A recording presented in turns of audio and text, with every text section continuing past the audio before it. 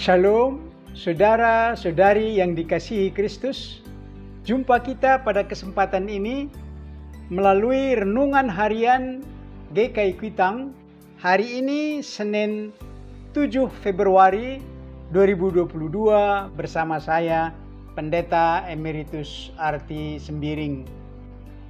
Bahan firman Tuhan yang kita renungkan pada kesempatan ini diambil dari kitab Kejadian. Kejadian pasal 9 ayat 12 sampai ayat 15. Saya bacakan firman Tuhan ini demikian. Kejadian 9 ayat 12 sampai 15.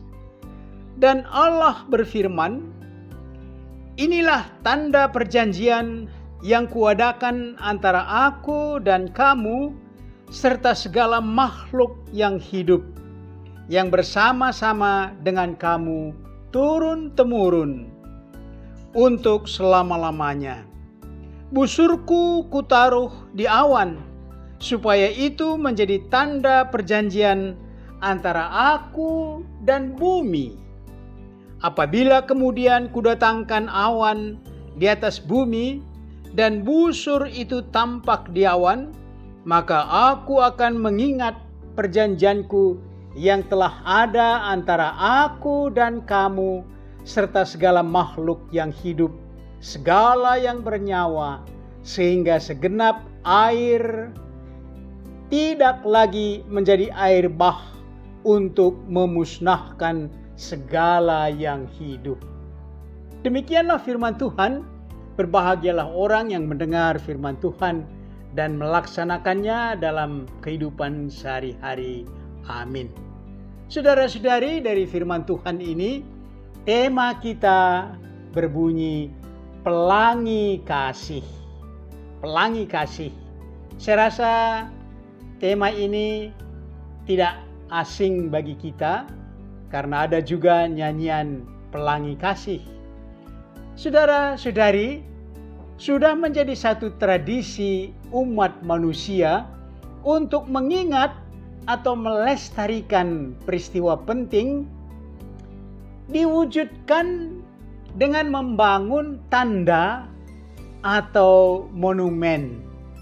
Di Jakarta berdiri Tugu Monas, monumen nasional yang menjadi ikon kota Jakarta, ibu kota Republik Indonesia. Di Jalan Proklamasi yang dulu Jalan Pegangsaan Timur, tempat diproklamirkannya kemerdekaan Republik Indonesia, ada patung Bung Karno dan Bung Hatta. Dan masih banyak lagi tugu, patung yang mengandung nilai sejarah penting, baik daerah maupun nasional. Dalam lingkup kecil, dalam kehidupan pribadi atau keluarga, ada foto, ada piala bagi pribadi-pribadi yang mengandung nilai sejarah penting. Tanda seperti tugu, patung, bangunan, foto, tentu itu dipelihara, dijaga, yang menunjukkan memelihara sejarah yang diungkapkan oleh tanda itu. Hanya saja tentu kita tidak mengilahkan tanda itu karena dianggap memiliki kekuatan. Itu tidak. Di dalam Alkitab banyak terdapat tanda yang mengandung nilai peristiwa atau sejarah. Selain itu, tanda dijadikan juga sebagai piagam perjanjian. Yakub mengambil batu dan dipakainya menjadi yang dipakainya tadinya sebagai alas kepala dan mendirikan batu itu menjadi tugu, menjadi tanda, dan menamai tempat itu Betel, yang sangat berkesan bagi Yakub, karena di sanalah dia bertemu dengan malaikat Tuhan. Yakub dan Laban, mertuanya, mendirikan timbunan batu sebagai saksi, sebagai piagam. Setelah mereka berpisah, Yakub dengan istri-istrinya, dengan kambing dombanya, dengan hamba-hambanya, di sebelah lagi Laban dengan kekayaannya, mereka mendirikan satu tugu, menandakan bahwa mereka tidak akan melewati, boleh dikatakan, demarkasi ini, batas ini, kalau niatnya niat jahat. Demikian juga Samuel mendirikan sebuah batu dan menamakan Ebenezer. Dengan nilai peristiwa, sampai di sini Tuhan sudah menolong kita. Demikian kemenangan yang ditunjukkan oleh batu Ebenezer itu. Dapat kita pastikan dari Alkitab, tugu, tanda, batu, buatan manusia ini telah lama hilang. Nggak tahu jejak di mana. Sudah hilang. Daerah tempat batu atau tugu itu pun sudah sulit ditentukan. Dalam bacaan kita, Allah berjanji. Secara singkat, janji Allah berisikan Allah tidak lagi mendatangkan air bah seperti pada zaman Nuh. Air bah yang memusnahkan segala yang hidup. Untuk janji itu, Allah tidak mendirikan batu, tidak menunjukkan sebuah patung atau timbunan batu, karena itu bisa hilang dan akan hilang itu. Tetapi Allah menunjukkan satu fenomena alam yang secara logika bisa dianalisa, yaitu pelangi, busur pelangi. Untuk memberi makna janji itu, maka Allah sebutkan, busurku kutaruh di awan, supaya itu menjadi tanda perjanjian antara aku dan bumi. Ada fenomena lain yang mungkin bisa Tuhan pakai, seperti gerhana matahari, gempa, atau hujan es, atau tsunami. Masih ada fenomena-fenomena alam seperti itu. Tetapi Allah menunjuk pelangi. Kenapa? Karena pelangi itu indah.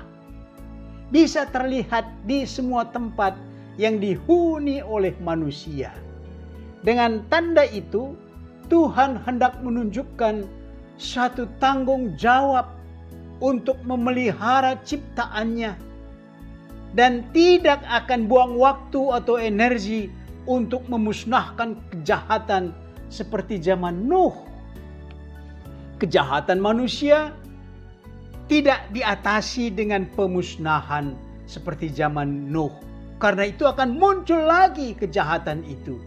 Namun, resiko janji yang ditunjukkan oleh pelangi bahwa kejahatan ditanggung oleh Allah sendiri dengan mengutus anaknya untuk mengalahkan, membinasakan kejahatan maut itu.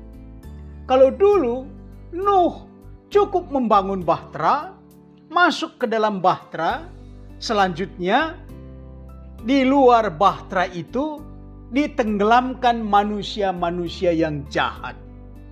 Tetapi dalam pelangi kasih ini, tanda janji Tuhan ini, kejahatan manusia, dosa manusia ditanggung oleh Allah, oleh anak Allah, yaitu Yesus Kristus. Dalam keadaan ini, kita mempunyai tugas dan tanggung jawab. Kita ikut memelihara janji itu. Kita menjadi pelaku-pelaku keselamatan.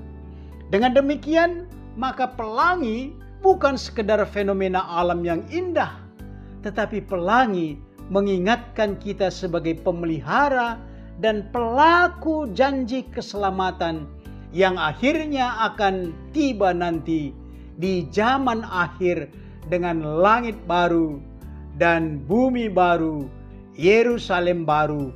Itulah akhir dari janji Tuhan dalam pelangi kasih yang ditanggung oleh Yesus. Mari saudara-saudara, kita refleksikan renungan ini dengan pokok-pokok berikut. Pertama, adakah tanda atau tugu atau patung atau gambar di negeri ini yang sangat bermakna sejarah bagi Anda? Yang kedua, di beberapa daerah di negeri kita ini sudah didirikan di atas bukit patung Yesus dengan tangan terulur, seolah-olah menyampaikan berkat yang cukup besar. Bagaimana pendapat Anda tentang mendirikan patung Yesus ini? Bagaimana pendapat Anda? Yang ketiga, dengan menyebut pelangi yang indah, mungkin saat Anda menyaksikannya, nanti ada saatnya Anda menyaksikan pelangi yang indah. Janji apa yang Tuhan berikan kepada Anda ketika melihat pelangi yang indah itu? Mari berdoa.